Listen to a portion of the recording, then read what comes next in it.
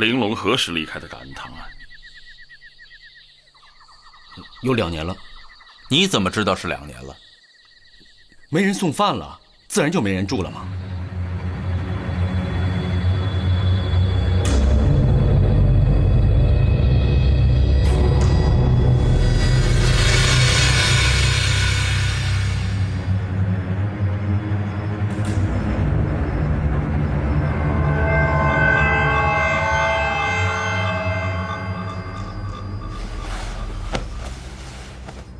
大人，为何还不睡啊？睡不着啊。我陪您出去。你歇着，我去院子里走走。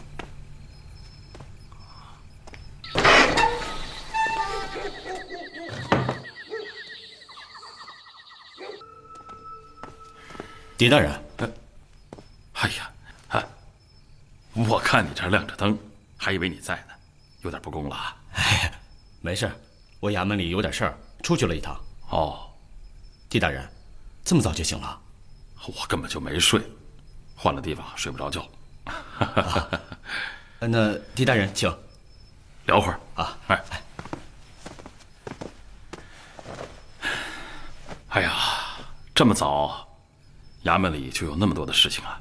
哎呀，黄夫人来衙门里找黄大人，问黄大人为何2天都没有回家，还哭着闹着非要闯感恩堂，将值夜的看守都打了。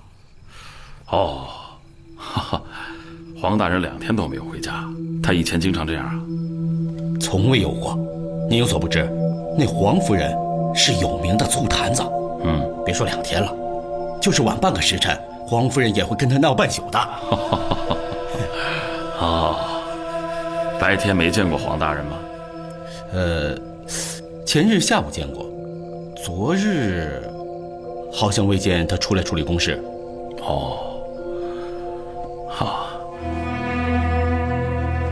黄大人经常去感恩堂啊？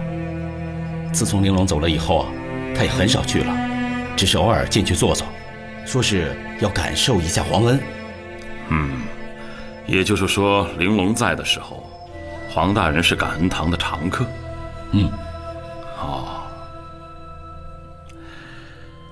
2天没回家，也没有处理过公事，不会是出什么事了吧？不会吧，大人？他堂堂一个知府，那在泰安就是一个小皇上，他能出什么事？不对吧？走，去哪儿？知府衙门。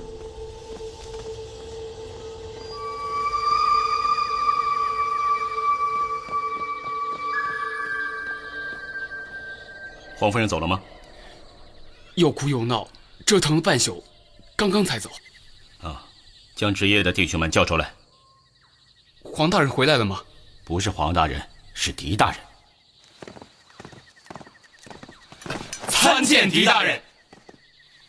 好了，都起来吧，打扰各位了。感恩堂在什么地方啊？在后面。去看看。大人恕罪，黄大人吩咐过，没有他的命令，任何人不得进入感恩堂。狄大人也不行了，他可是朝廷命官。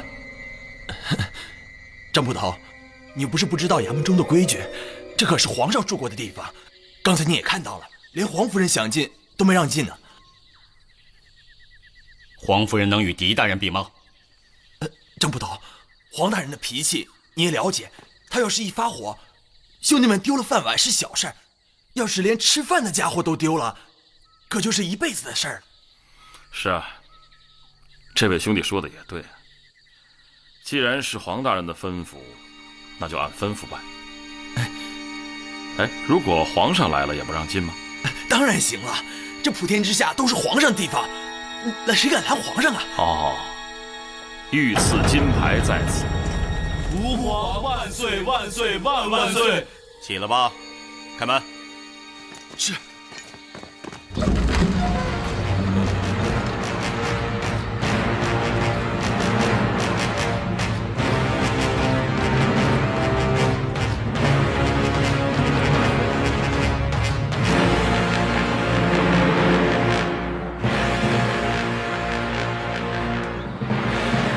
黄大人平时喜欢在哪间屋子里感受黄温呢？不知道，黄大人一向是一个人进来，不许别人跟着。哦，那皇上住过哪间屋子？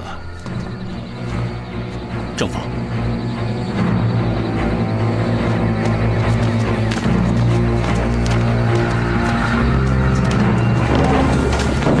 大人小心！来人，拿火把来！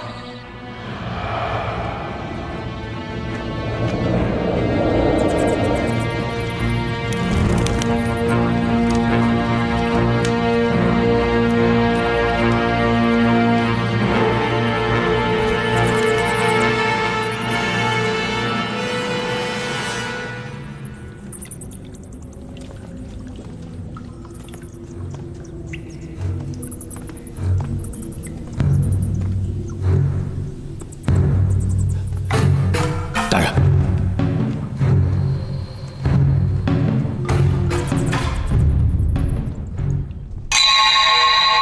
黄大人，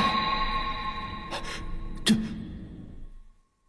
黄大人怎么会是被杀的？想到就是黄大人被人怎么想到这什么人？对呀，大人，黄大人应该是前日被杀，是利剑断喉。大人，房间中留下的那些痕迹，也都是利剑的划痕，看得出黄有安是与凶手搏斗之后才被杀的。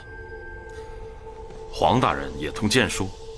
啊，黄大人是武进士出身，不知为何却做了文官。武进士？可听张大人说他是郭襄城郭大人的门生，怎么会是武进士？这小的就不清楚了。大人，黄有安既然是武进士出身，刀剑上的功夫应该不会太差。只可惜凶手比他的更好。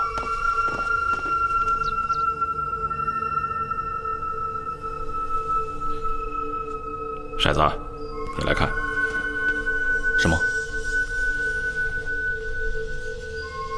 黄大人死的时候，应该是睁着眼睛，后来被人把眼睛给合上了。何以见得？你看这儿，这斑斑点点的血迹，显然是利剑封喉时溅上去的。而这些呢，这分明是用手摸过的痕迹。有道理，这杀手还挺仁义的。这应该不是杀手所为，而是熟人所为。哎，也许杀手就是熟人。熟人？除了黄大人，别人根本不可能进入感恩堂。我刚才问过门口的守卫，他们根本不知道黄大人进来过，更不可能知道他被杀了。这门口时刻都有守卫，他是怎么进来的？这么熟的活计，还用得着问我？我是说，黄有安放着正门不走，为何要越墙而入呢？他应该在做一件秘密的事情，不愿意被人知道。让看守知道了又如何？他们还敢跟他进来吗？哼哼。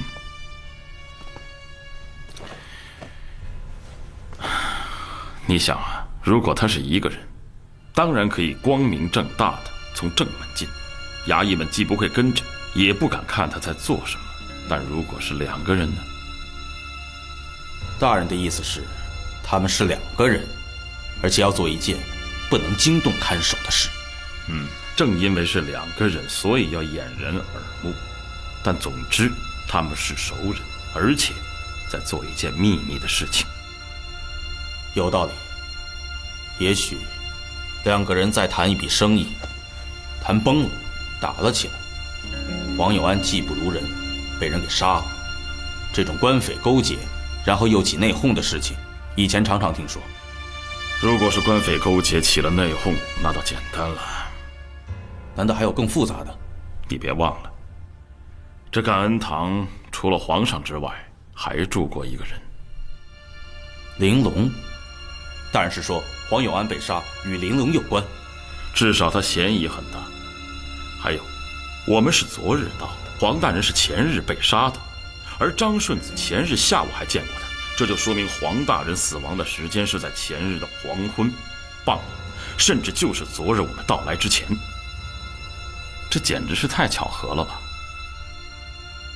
大人，咱们来泰安可是秘密的，除了太后，可没有别人知道啊。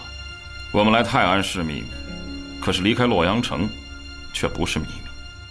洛阳城中根本就没有秘密可言。凶手究竟会是谁呢？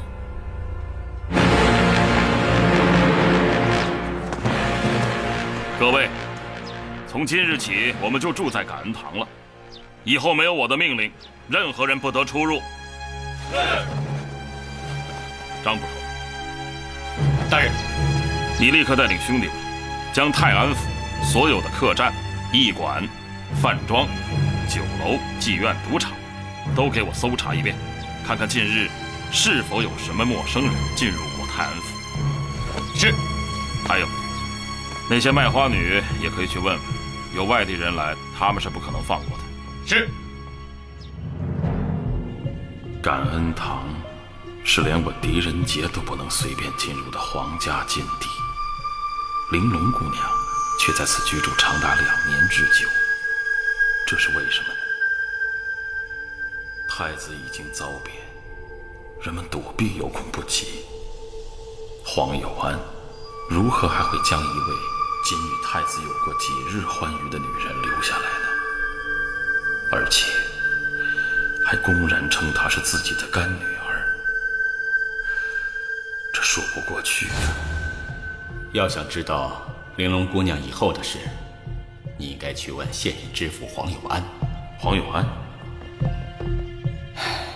他是郭大人的学生，太子事件之后，害怕受到牵连，就投到了武承嗣的门下。黄有安，一个泰安知府不应该有这么大的胆子，除非是有人刻意安排。朝廷大臣中知道此事的只有郭襄城与张柬之，难道是他们安排的？张柬之在太子出事不久就远赴成都府了，不可能是他。难道是郭襄城？他是黄有安的老师，也有可能拜托黄有安照顾玲珑。如果真是如此的话，黄有安与郭襄城应该是生死与共，彼此十分信任的关系。黄有安又如何会那么快就转投到武承嗣的门下？他是姑娘什么人呢？只是一位客人，常来店里买花，来往的多了，也就成朋友了。哦，姑娘找他有什么事吗？也不是什么大事，我只是想问他，什么时候将他的朋友接走。玲珑认识阿禄，而阿禄又是武承嗣的人，难道武承嗣也知道了玲珑与太子之事，所以他们买通了黄有安？这应该是一个很秘密的故事，他们又是如何知道的呢？他们通过黄有安将玲珑拉到自己一边，究竟想干什么？黄有安应该知道这一切，所以他才被灭口。可黄有安死了，他们就不担心我对玲珑姑娘产生怀疑吗？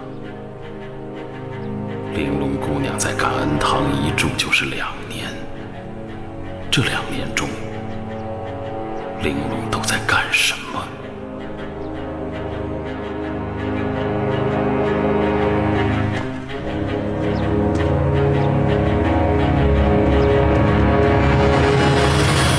大人，黄夫人来了。她已经看过尸体，现在在知府衙门的大堂等候。黄夫人，我知道您此刻很难过，本不应该问一些伤心的话，但是为了尽快找到凶手，我不得不问。狄大人，您有话尽管问吧。好，请问，您最后一次见到您丈夫是什么时候？是前天傍晚，他在家中吃了晚饭之后跟我说，衙门还有公务要处理，说完便匆匆地走了。可是我怎么也没想到，他这么一走就再也没有回来了。请您节哀。黄夫人，您丈夫经常晚上去办公务吗？很少，除非那些比他更大的官来了，他才会留在驿馆或者行宫陪伴。最近或者说这1-2年，来过需要他陪伴的官员吗？有，5乘4，也就是武大人，去年来过一次，说是去泰山游玩的，是我丈夫陪他去的。哦，黄夫人，既然大人平时每按时回家，而那日他却一夜未归，您难道就没去找过他？他临走之时跟我说，什么公务繁多，可能晚上也不回来了。可是，直到第2天的晚上，他还是没有回来，我就着急了，便到衙门来寻他。但衙役跟我说，他根本就没在衙门。哼，他又开始骗我了。这个臭男人，满脑子男盗女娼的，一肚子狼心狗肺。自从那个臭婊子走了之后，他就一直心神不宁的。我知道，他是看上那个臭婊子了，想娶她做2房。哎，黄夫人，您说的这个臭，她是个什么人呢？哼，她不过是一个养花卖花的粗野丫头，也想攀高枝呢。您说的是不是玲珑啊？除了那个臭婊子，还能有谁呀？姓黄的金屋藏娇，还舔着脸跟我说是什么上面官员的安排，他也是迫不得已。男人们就爱胡说八道，没一个好东西。黄夫人，黄大人那天走的时候有没有什么异常啊？异常？啊，就是说，高兴不高兴，愿意出去或者不愿意出去？当然愿意出去了，一提到出去就高兴得不得了，一回到家就像进了老虎窝，马上有人要吃了他似的。哦，黄大人喜欢舞剑吧？喜欢，他看那把剑比看我都多呢。最近您家中来过什么客人吗？没有，别看姓黄的不是好东西，但他从来不收礼的。啊，我不是说送礼的，我是说，比如什么远方来的朋友、亲戚。哦，以前有几位，可现在已经好久没有来过了。都是什么人呢？他没跟我说，我也就没问。反正他与男人交往，我从来不管那么多的。哼，都怪那个臭婊子！要不是这个贱女人，我丈夫也不会在外面勾三搭四的。黄夫人，我听说她是你们的干女儿啊？呸！干女儿？什么干女儿啊？男人认的干女儿有几个是正经的？嘴上说是干女儿，其实谁不知道是怎么回事啊？干女儿会整天与义父泡在一起吗？干女儿会生出这种野种来吗？要不怎么说这男人没一个好东西呢？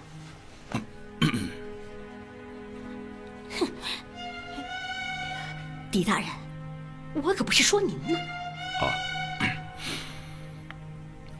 您刚才说野种，什么野种？这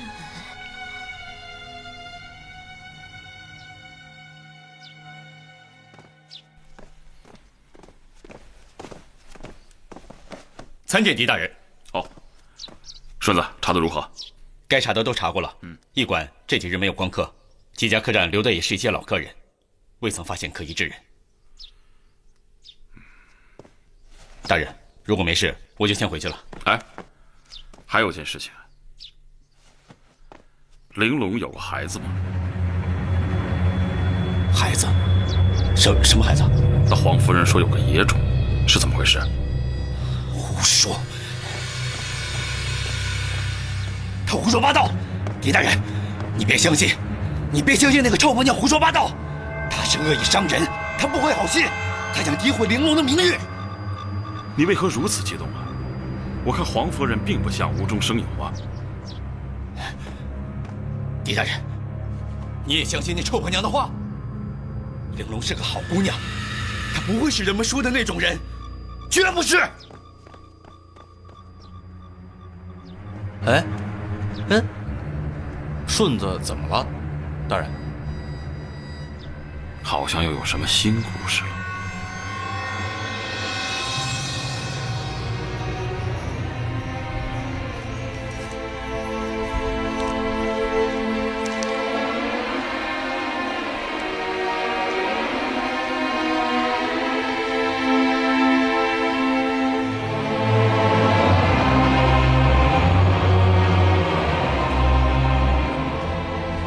参见狄大人。黄夫人，您有丧孝在身，无需多礼。狄大人，请坐。黄夫人，请。请。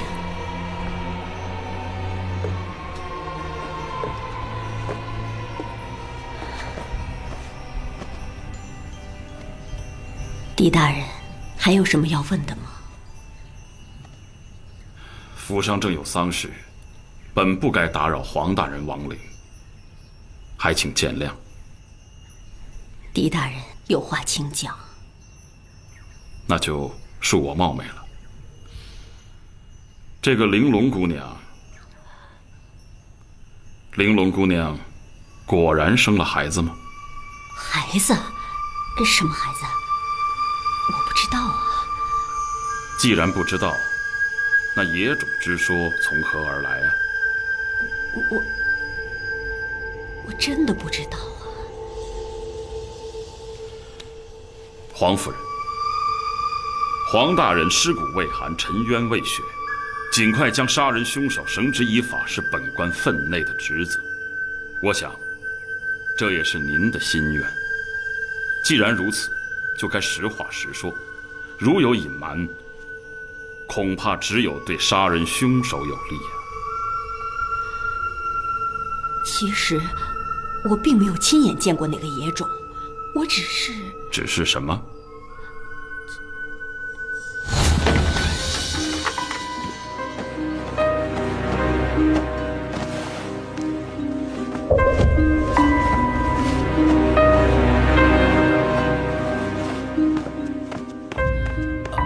夫人，又要去哪儿？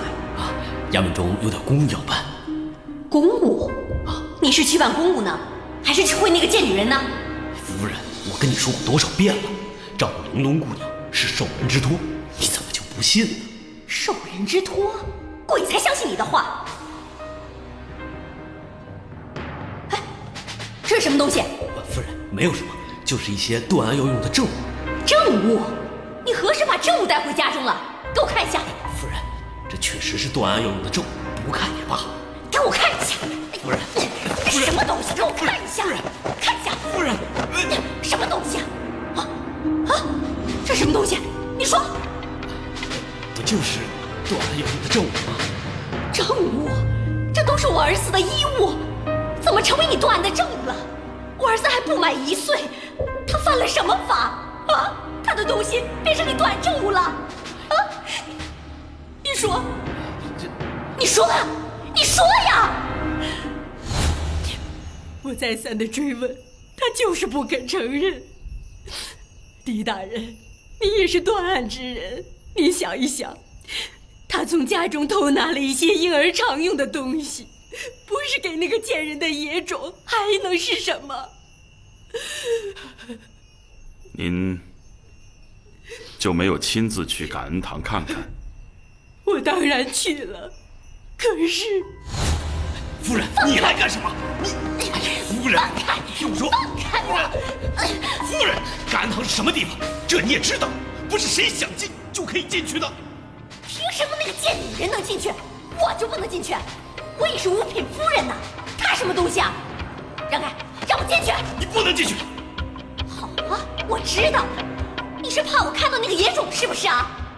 我告诉你，姑奶奶，我今天非进去不可。夫人，擅闯感恩堂，那可是欺君之罪，轻者坐牢，重者格杀勿论。你自己掂量着办吧。我就这样被他撵了回来，这个没良心的东西！我为他生儿育女，他在外面拈花惹草，反而生了个野种出来。并未亲眼所见，何以见得有个野种存在呢？狄大人，您想想，这不是给那个野种用，还能干什么用啊？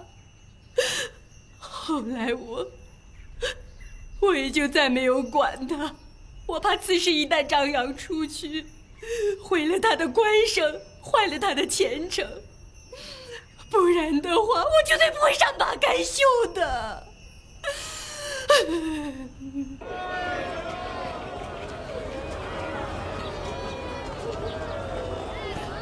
哎，谁让你们卖花的？啊，你们也配叫玲珑啊？大人，黄夫人说的那个野种，那个孩子，真的存在吗？不像说谎。女人们可以容忍男人的很多事，但这种事很难容忍。玲珑与黄有安居然能生下孩子，孩子很可能有，但未必就是黄有安的。李贤太子呀，隆重！快都走！你们也配在御花谷？走走，快走！不许在这卖了！以后不许你们在这卖花！这怎么回事？全走！大人，世子哥就这样。告诉你们，以后还敢在此卖花，我全把你们抓起来！快把他弄回去。是。我告诉你们，你们谁敢再卖，我全把你们抓起来！算了，是不是？放开我！放开我呀！好，不许再卖了！不许再卖！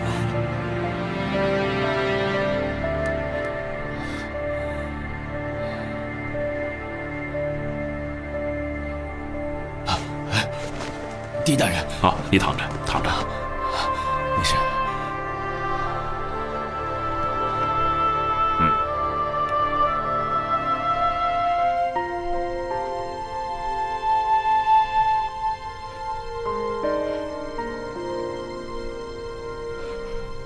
狄大人，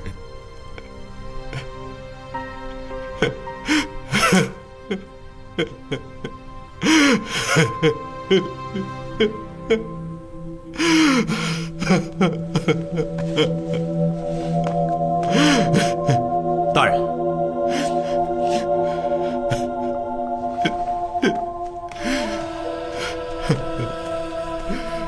怎么样？大人，我已经找那几个衙役问过了，他们说黄夫人的确在衙门闹过，而且说过野种的话。你回去吧。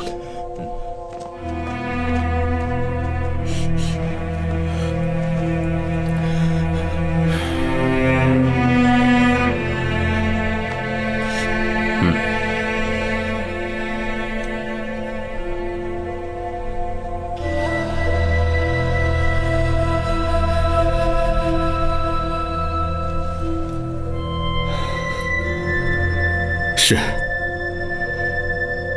孩子的事我知道。那天黄夫人去感恩堂闹事，我就在场。玲珑真的有孩子吗？我没有见过，不过黄大人曾经让我请郎中进感恩堂给玲珑看过病。我担心玲珑，便悄悄问了那个郎中。他刚开始不肯说，我就逼着他说。后来他迫不得已就告诉我了，说玲珑没病，是有喜了。狄大人，她还是一个没有出嫁的大姑娘，出了这种事多丢人呐！所以，我就一直瞒着，我不想玲珑的。那个给玲珑看过病的郎中现在何处啊？死了，没多久就死了。被人杀了？不是，是暴病身亡。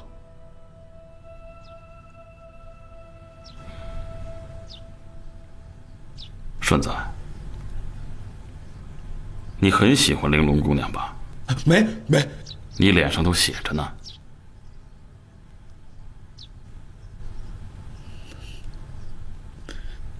不瞒狄大人，我确实喜欢过玲珑。你也知道，我们家早些与玲珑家住邻居，从小就在一起，也就这么多了。你最后一次见玲珑是什么时候啊？那是在2年多以前，隐隐约约我们见过几次。隐隐约约？你没与他单独谈过吗？狄大人，我进不了感恩堂，他也出不来，怎么能？你就没有想过问问他，孩子究竟是怎么回事吗？他不肯说。你还是问过？你没问过，怎么知道他不肯说？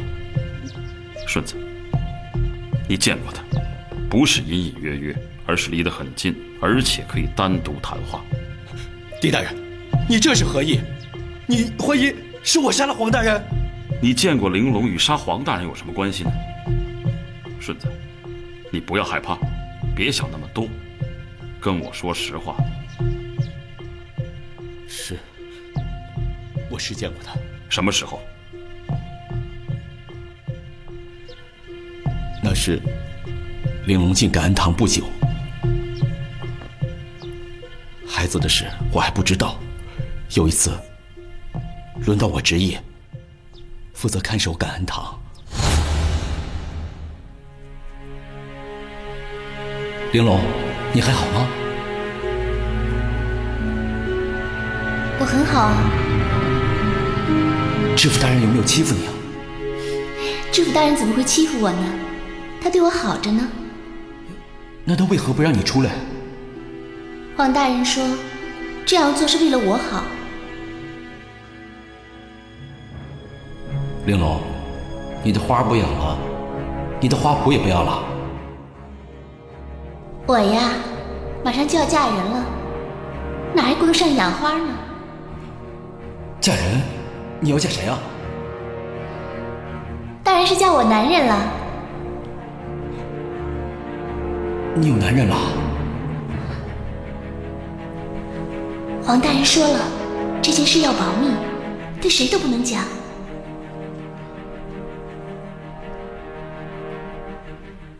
玲珑，怎么了？你说的男人是不是黄大人？你说什么呢？我男人比黄大人好多了，而且我已经是他的人了，我会跟他一辈子的。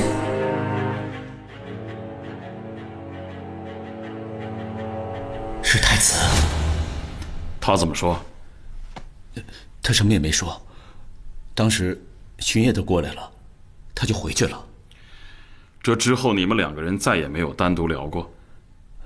没有。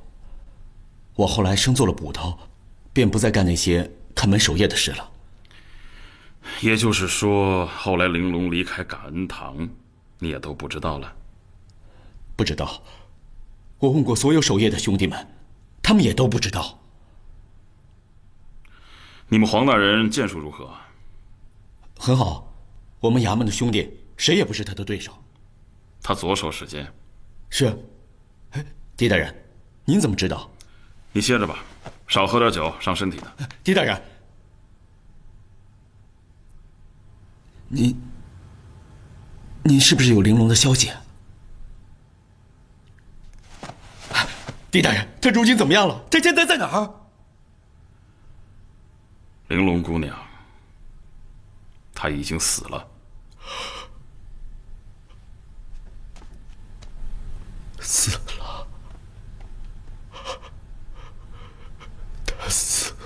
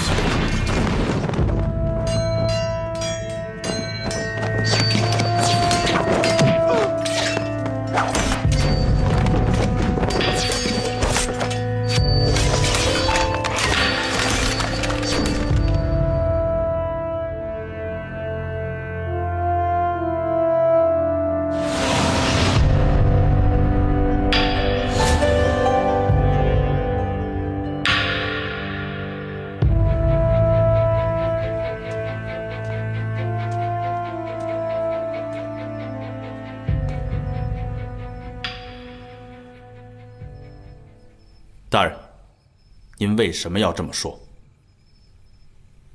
我说什么了？您对张顺子说，玲珑已经死了。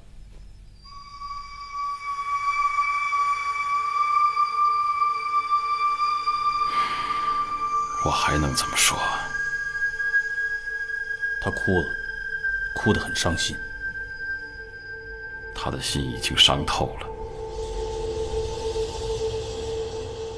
大人，就算您不告诉他玲珑在洛阳，至少也别说他已经死了呀。只要玲珑还活着，顺子就会不停地找，用一生追查。而据我所知，凡是与此故事有关之人，结果都不是太好。黄有安官居知府，剑术高强，尚且不能自保，何况顺子一个小小的捕头。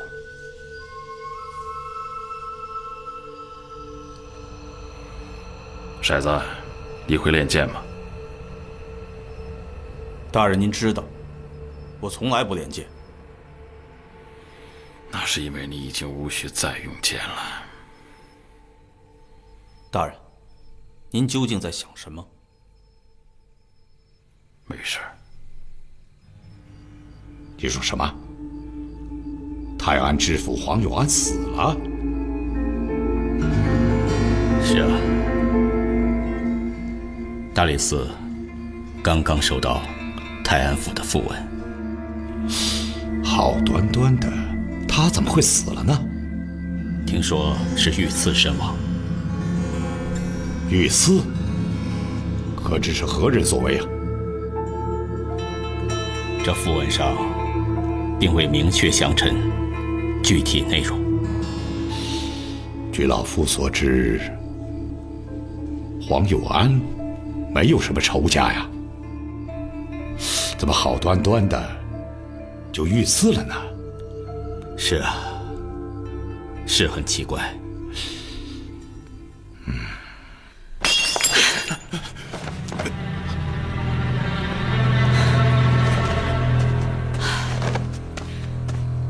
怎么了？大唐的天下，这是怎么了？成都府的案子刚刚了结，这洛阳城又接二连三发生闯宫放火之事，难道天子脚下也不得安生吗？啊！现在可好，泰安又乱起来了，居然杀了知府。太后，知臣有句话，不知当讲不当讲。你要觉得当讲就讲，觉得不当讲就别讲。太后，知臣觉得发生了这么多事都与礼贤太子有关，所以听你的意思，礼贤虽然被禁锢在太子宫，仍能号令他人不成？哦，知臣不是这个意思，知臣觉得洛阳城中依然有人借着太子之事大做文章，又唯恐天下不乱，知臣以为应立即责成大理寺派专人前往泰安，查清并严惩杀人凶手，以警示天下。行了，管好你自己的事就行了。哀家知道该怎么办。是。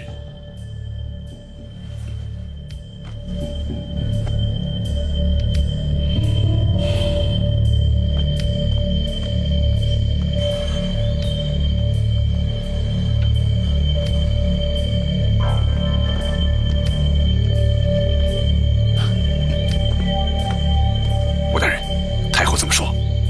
太后气愤之极。不过谈到礼贤之事，他好像并不以为然。这个李贤就是个祸根，如果没有他，就不会出如此多的乱子。你以为太后心中不明白？太后只是心地善良，根本就下不了这个决心。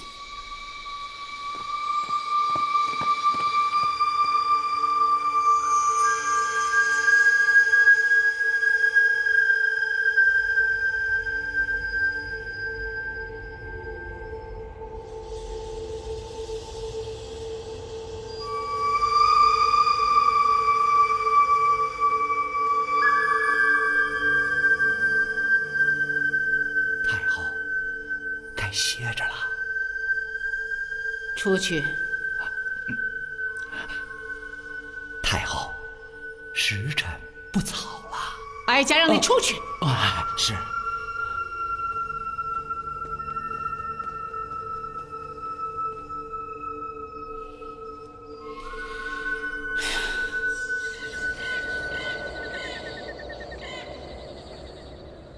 泰安知府黄有安被刺，看来有人又要找太子的麻烦了。太子身陷囹圄，与他何干？囹圄之人，不正如砧板之肉，任人宰割吗？千不怪万不怪，要怪只能怪狄仁杰。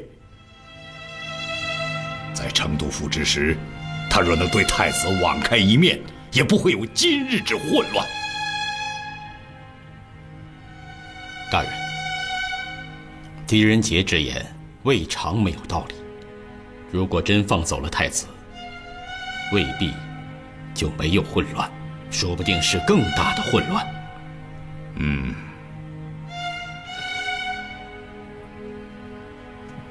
天下是大唐的天下，老百姓的天下，不是某一个人的天下。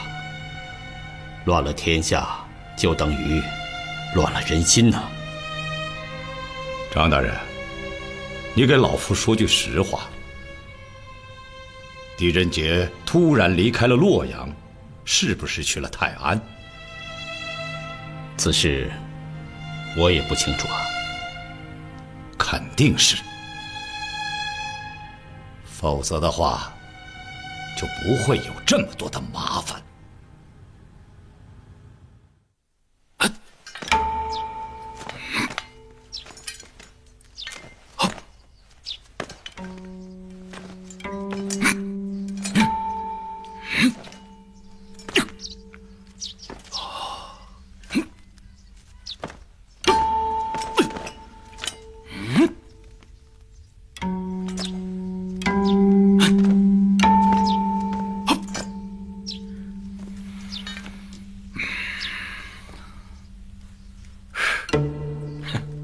狄大人，您还是不要练了。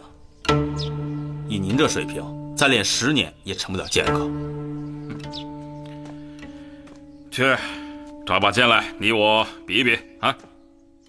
您与我比比？大人，别看我从来没摸过兵刃，您还真不是我对手。您还是想想凶手是谁吧。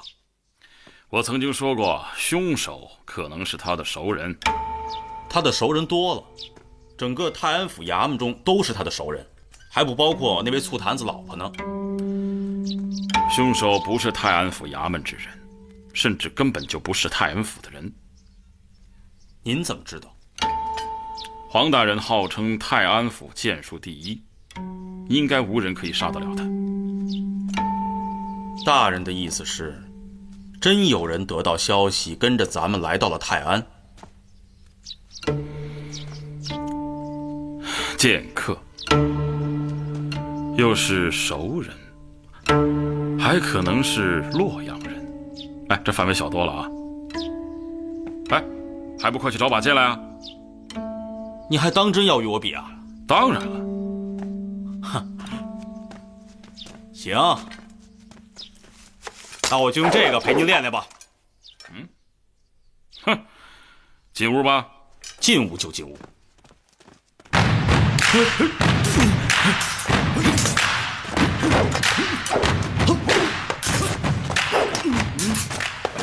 大人，要打便好好打，老躲在屏风后头，算怎么回事啊？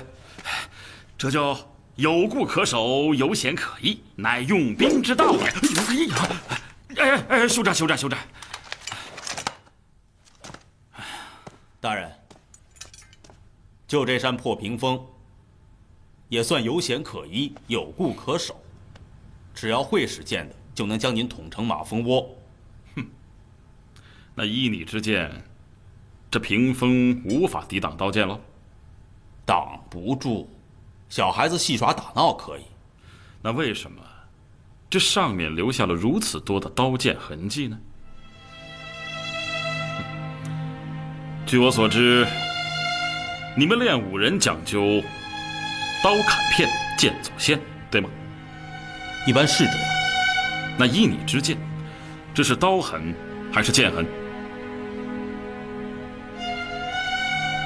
应该是剑痕。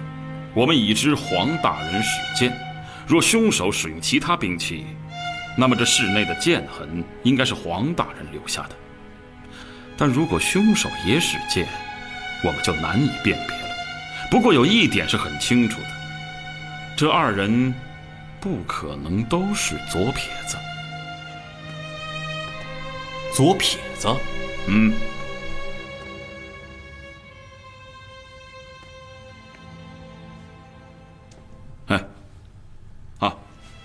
你看这连环三剑，只有正手剑才能使得如此连贯而迅速。我们使正手剑是由右至左，由浅入深，由轻至重，而这三剑完全相反。也就是说，这三剑是左手使出来的。我已经从顺子处印证，黄有安黄大人是左撇子。而如果凶手不是左撇子的话，那这些剑痕一定是黄大人留下的。他为什么会留下如此多的剑痕呢？大人，或许因为屋子小，他们打斗不开；或许因其剑术不精，处处扑空所致。黄大人乃是武进士出身，剑术号称泰安第一，不可能不精啊。那么剩下的就是凶手了。我们假设有3种可能：一，剑客的差别，最要紧处在于会收力。你看看这些剑痕，哪有半点收敛之意？这分明是故意披上去的。大人的意思是说，这些痕迹是他们故意留下来的。简直不像是在砍人，而像是有意的去砍墙、砍屏风。福、禄、寿、喜。若说刀剑无眼，那定将这些字劈得支离破碎。可是为什么偏偏在这个禄字上长了眼睛？这个禄字简直像披了盔甲，拿了盾牌，丝毫无损。你想想，会不会这是黄大人留下的线索？黄有安留下这个禄字，又能说明什么呢？也许是地名、官名、人名、绰号，都有可能。说明黄大人对凶手非常的熟悉，他深知彼此武功有所差距，自己必死无疑，所以鞭打，便为我们留下了线索。大人，黄有安可没有您这么聪明，他如何知道他死后审案的一定是您狄大人呢？再说了，我们前天到的泰安，他大前天就死了，难道他身后还长了双眼睛？他不知道，有人知道。谁？凶手。凶手？难道说他是从凶手口中得知我们要来查案的，因此在死前留下了线索？凶手既然与他是熟人、朋友、同谋，我想未必是来杀他的。他们肯定有阴谋，并且是针对我们的，只是话不投机，或者是两个人在什么问题上谈崩了，凶手才起了杀心。大人，我还有一事不明。这感恩堂的院子本来就很小，两个人在屋中打打杀杀折腾那么久，外面的看守怎么可能一点都听不到呢？是啊，白天人声嘈杂，也许是听不到，晚上就未必了。黄夫人说了，黄有安是吃过晚饭之后才出来的。简单，试试就知道了。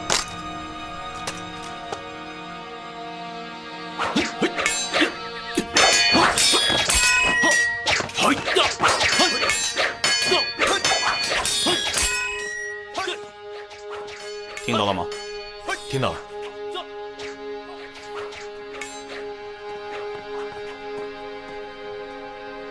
大人，不对，如果里边果真有打斗的话，外面完全听得见。一种可能是我的判断有误，还有一种可能就是黄夫人在说谎。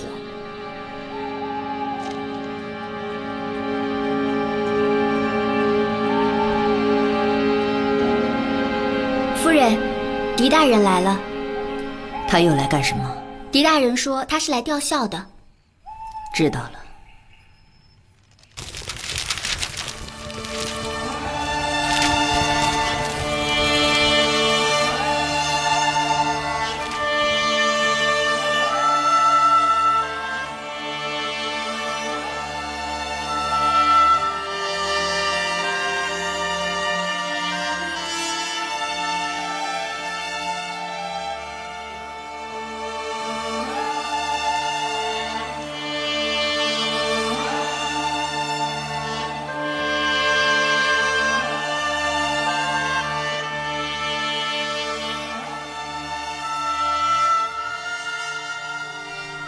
黄夫人。狄大人，请坐。多谢，请。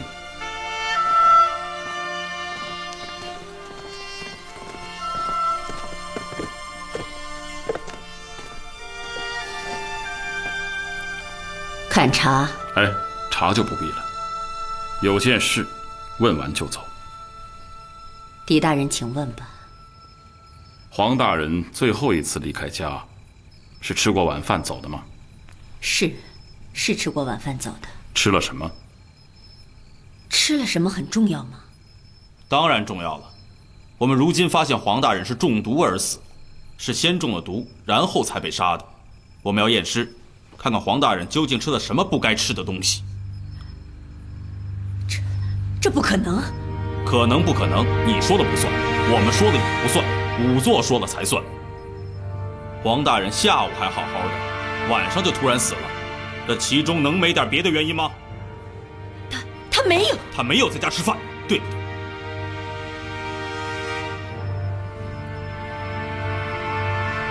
黄夫人，被害者是你的丈夫，如果你不以实相告，就等于是包庇凶手。难道你愿意看到一起生活了那么多年的丈夫死不瞑目吗？他是吃过午饭才走的。他临走时说了些什么？他临走时说，让我吩咐厨房将晚饭准备的丰富一些，说有朋友要来我家吃饭。什么朋友？他能有什么朋友？还不是以前常来常往的那个武承嗣武大人家的厨子。宰相家人7品官，就连人家的一个厨子也像大爷似的伺候着人家。阿禄。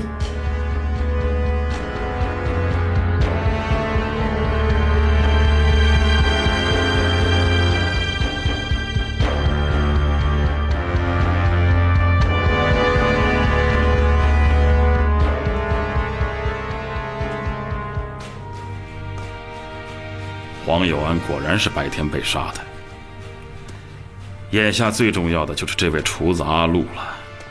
难道黄有安留下这个禄字，就是要告诉我们，杀害他的凶手是阿禄？这怎么可能呢？大人，那阿禄明明已经死了，而且就死在您家里，当时我们也都在，怎么会复生了呢？难道这个世上真的有鬼？不知顺子见过这鬼没有？大人，你要去哪儿？去看看顺子。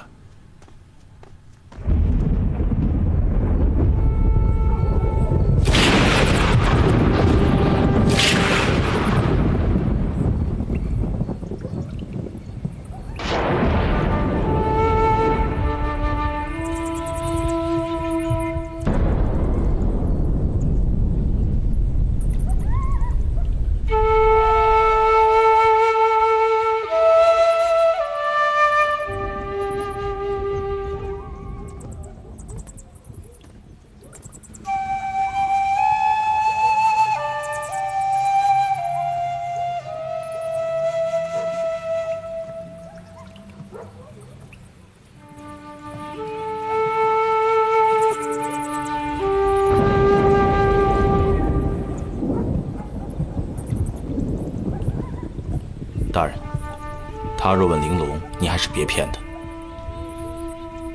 那样对他好。他如今是生不如死啊！狄大人，玲珑在哪儿？我不是跟你说过吗？他已经死了。你骗我！玲珑不会死，玲珑肯定不会死。狄大人，我求求您了，您告诉我，玲珑在哪儿？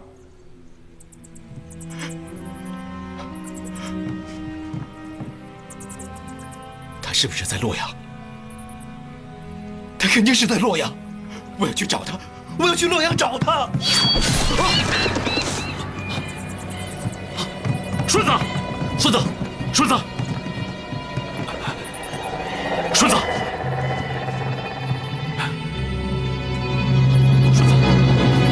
顺子，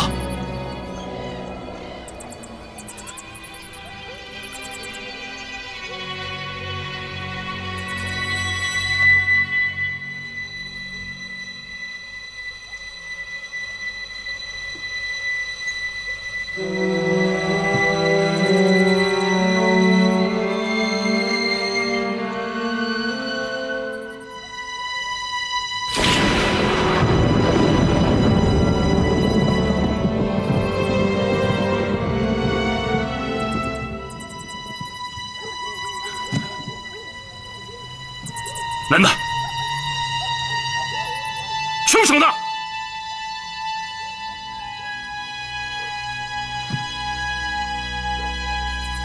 你不是江洋大盗吗？啊？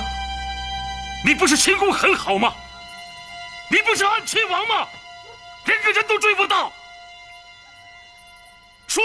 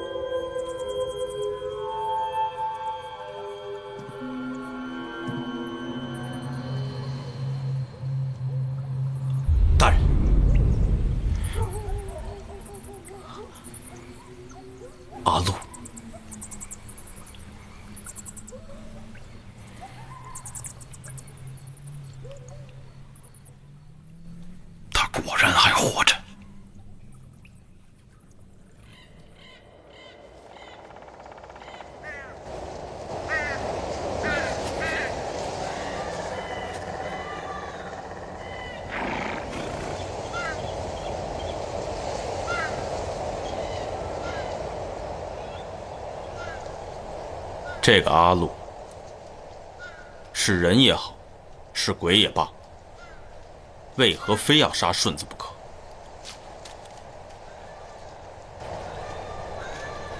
现在看起来，最可行的解释是凶手不想让顺子去找玲珑。顺子与玲珑是好朋友，他去找他又怎么了？除非凶手是怕他搅局。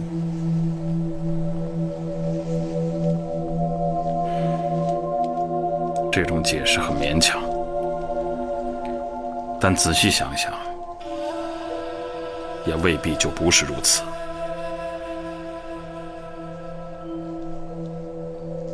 要真是这样的话，玲珑去洛阳可就不简单了。如果杀害黄有安与杀害顺子真是一个人的话，那玲珑可就更不简单了。顺子死的有点冤呢。唉，作孽，作孽呀！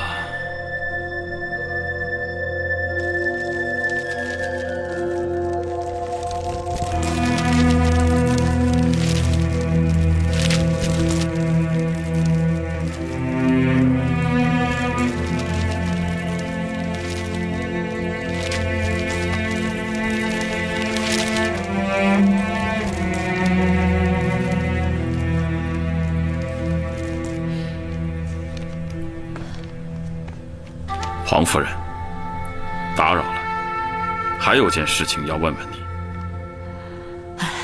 我该说的不是已经都说过了吗？武大人家的那位厨子阿禄，你见过吗？见过。什么时候？大概是几个月前的事吧。最近呢？没有。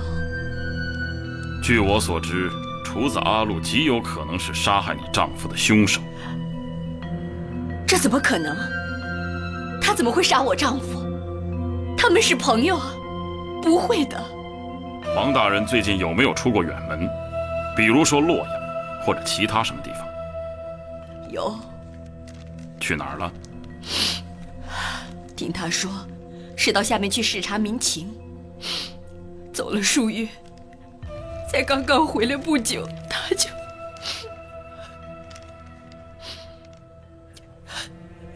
走了数月，刚刚回来不久。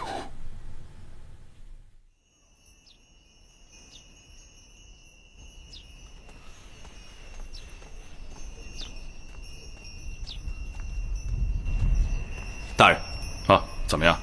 我问过那些衙役了，黄有安确实有数月不在泰安，但肯定不像黄夫人说的去体察民情。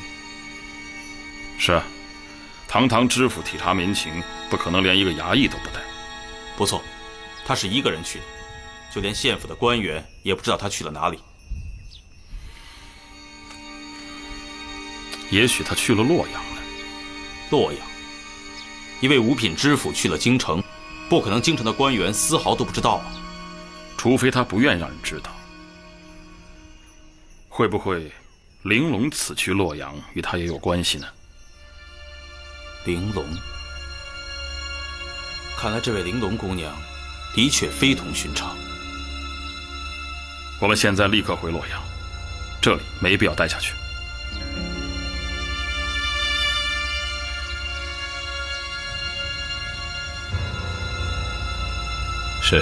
是他。郭大人，您再看仔细些。狄大人，老夫虽然年纪大了，但眼睛并不花。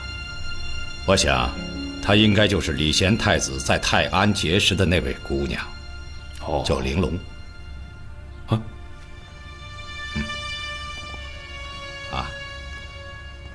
狄大人，这玲珑姑娘怎么会在你府上啊？哎呦，我也觉得奇怪呀。哎，狄大人，你让老夫到府上认人，这是什么意思啊？除了礼贤太子黄有安之外，就只有您认识玲珑了。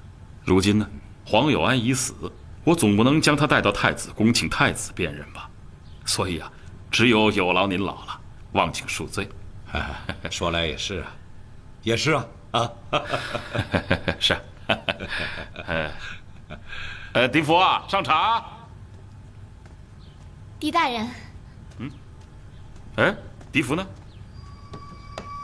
狄福哥，他上街去买菜了。哦。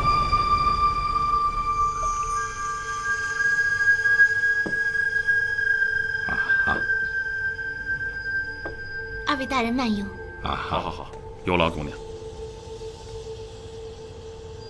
是他，的确是他。哦，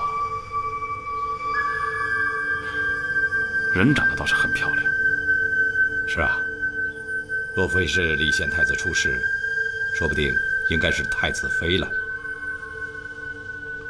说不定还是娘娘呢，也未可知。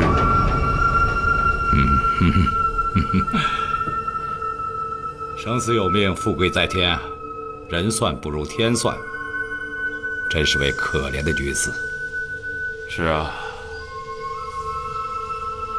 真是位可怜女子啊。狄大人，如果没有什么别的事，老夫就告辞了。再喝口茶吧。不必了。哎呦，您看看，还麻烦你一趟。狄大人，您这也是为太子的安全着想，老夫理当效劳啊。真是辛苦您了。告辞。我送您。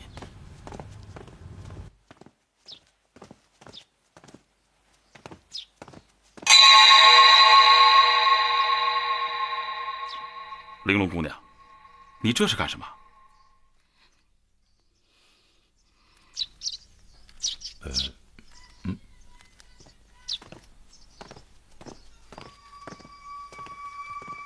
这位大人，我认识你，我见过你，在泰安府的时候，你是与我夫君在一起的。你能告诉我，我夫君现在何处吗？大人，请您告诉我，我夫君他在哪儿？姑娘，你快请起，起来说话。我根本就不认识你，也不知道你夫君在何处，你肯定是认错人了。我没有认错人，大人，我真的见过您。玲珑姑娘，狄大人，我真的见过这位大人，他当时是与我夫君在一起。好了，你先下去啊。大人，骰子，大人，大人，快，大人，带姑娘到后堂去。哦，是。大人，请您告诉我，大人，骰子哥，大人，好了，骰子哥，大人。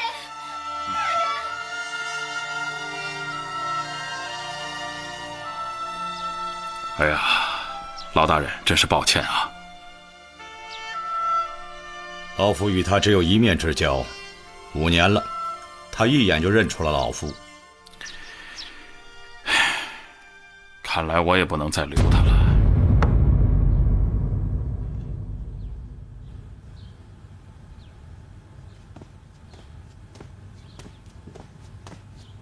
老爷，您找我？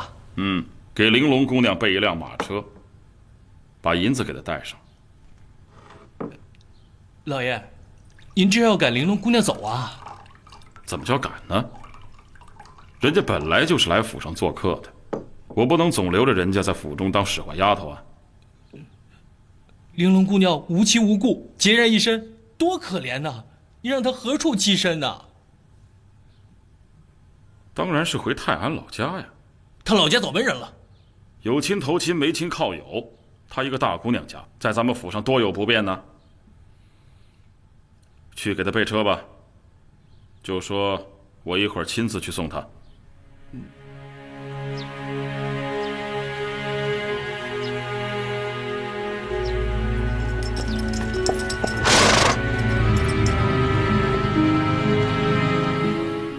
玲珑姑娘，本来想留你多住几日，但是你一个姑娘家，诸多的不便，啊，银子我给你放到轿子里了，路上用。赶车的人是我的好朋友，路上会照顾你的。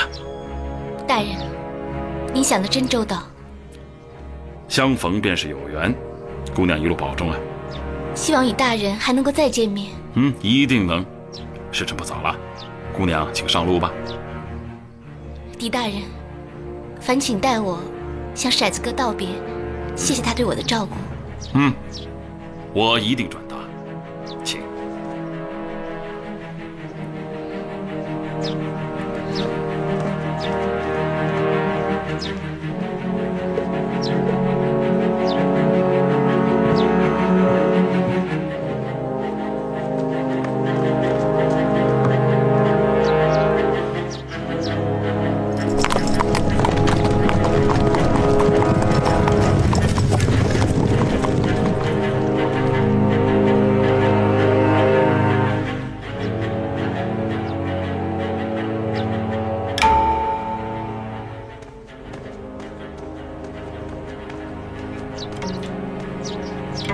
大人，怎么样？果然不出大人所料。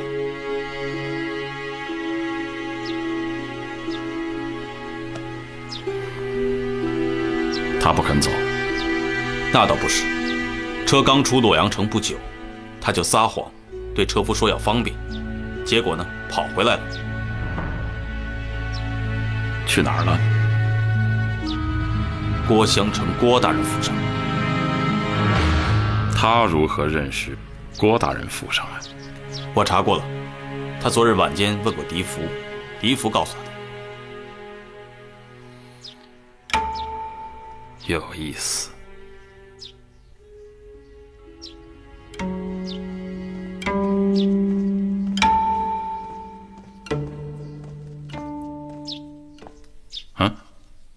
哟，这不是李管家吗？什么事啊？回大人，我家老爷请您过去一趟。哦，有什么事吗？啊，您府上的姑娘赖在我家老爷府上，说什么也不肯走啊。有这种事啊？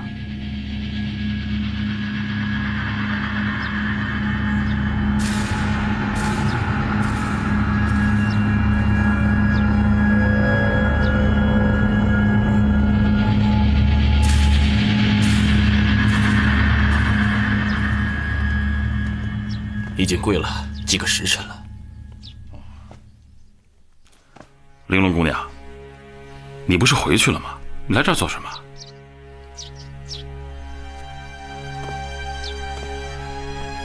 玲珑姑娘，跟我回去吧。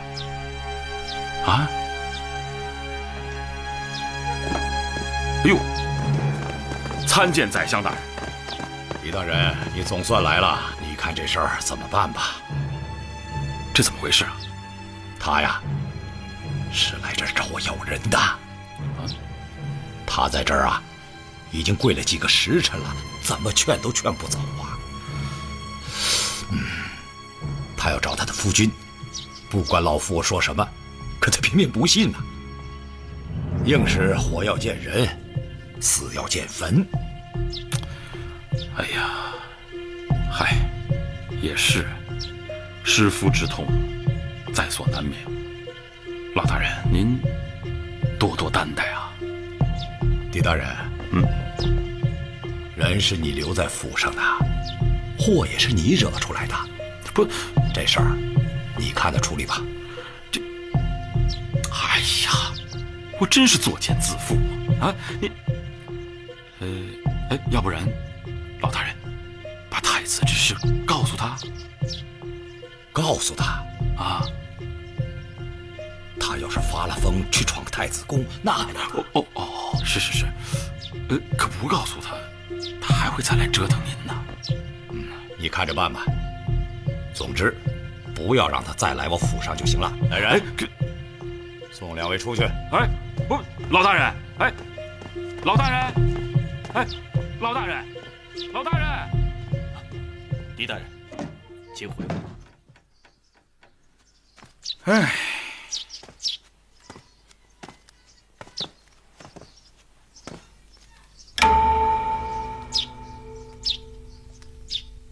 姑娘，回去吧。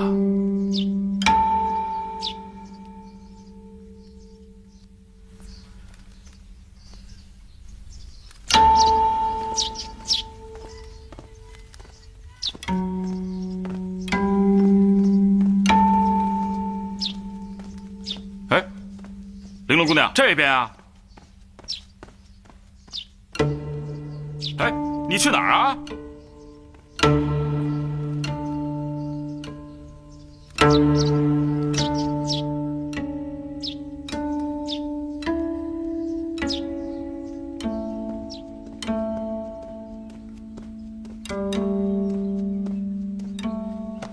大人，人呢？又干老本行去了。卖花？可不，他还能干嘛呀？大人，我骰子在江湖上闯荡多年，跟着您也算见过些世面。可我怎么看，这位玲珑姑娘不像是个有心计之人呢。是啊，她太像一张白纸了。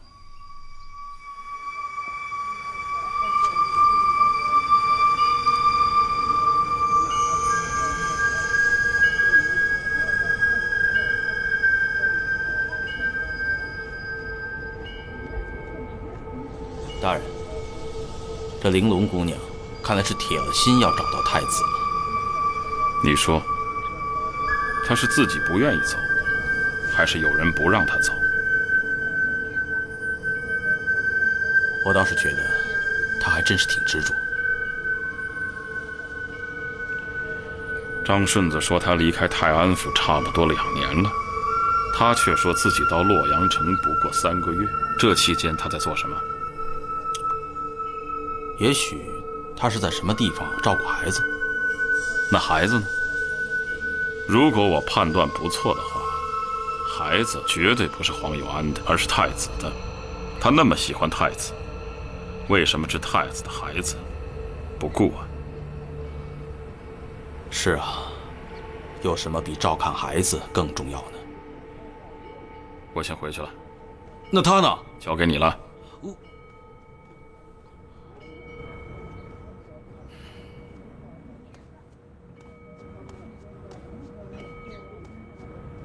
你拿好，慢走，谢谢啊。玲珑姑娘，骰子哥，生意很兴隆吗？还行吧。你是来买花的吗？啊，不，你给我们府上送的花啊，够我们欣赏一辈子的了。今天呢，就是来看看你。啊，那我们进去坐吧。不妨碍你吧？不妨碍，走吧。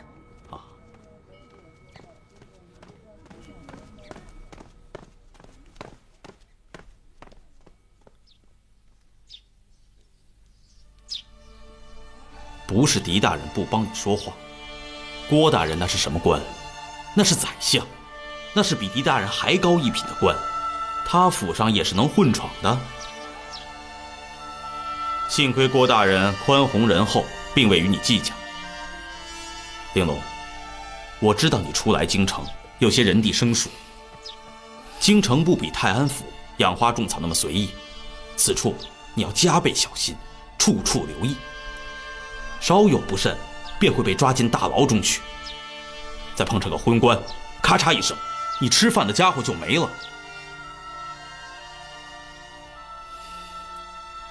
我知道，我也不是想为难狄大人。可是那位老爷，我真的见过他，我真的见过他与我夫君在一起的，所以我觉得他们有事瞒着我。